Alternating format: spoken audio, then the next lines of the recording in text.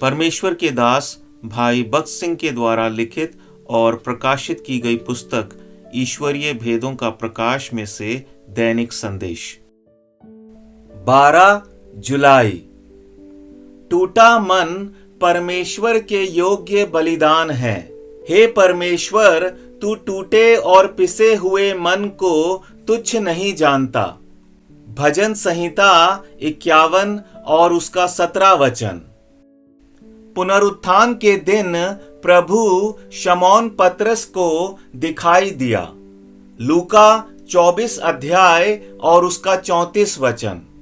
मरियम और दूसरी स्त्रियों ने दूतों से सुना कि प्रभु मरे हुओं में से जी उठा है, और इसलिए उन्होंने चेलों से कहा कि कब्र खाली है।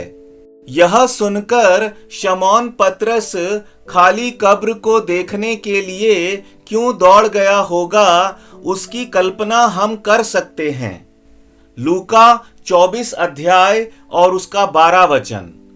संभव है कि जब वह खाली कब्र को देखकर लौट रहा होगा, तब प्रभु यीशु मसीह पतरस से मिले होंगे और पतरस द्वारा 3 बार इनकार किए जाने के लिए पतरस को क्षमा मांगने का अवसर उसे दिया होगा।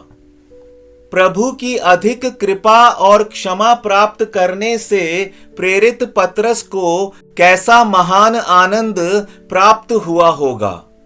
जैसे जैसे हम प्रभु के चरणों में खुद को अधिक नम्र करते हैं और टूटे हृदय से और नम्र मन से उसकी उपस्थिति में बने रहते हैं, वैसे वैसे हम पुनरुत्थान की सामर्थ्य को अनुभव कर सकते हैं।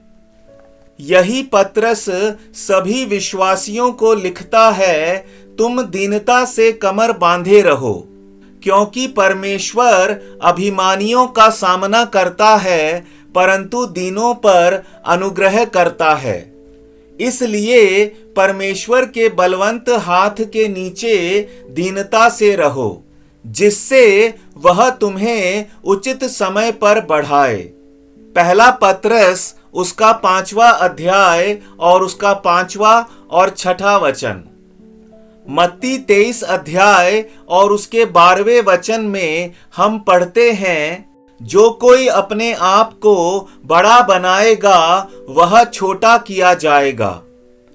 प्रभु यीशु मसीह ने खुद को क्रूस पर चढ़ाए जाने से पहले अपने चेलों के पांव धोए थे और इस रीति से हमको एक नमूना दिखाया था कि किस रीति से सच्ची नम्रता और टूटे हुए मन से एक दूसरे से प्रेम रखना और एक दूसरे की सेवा करनी।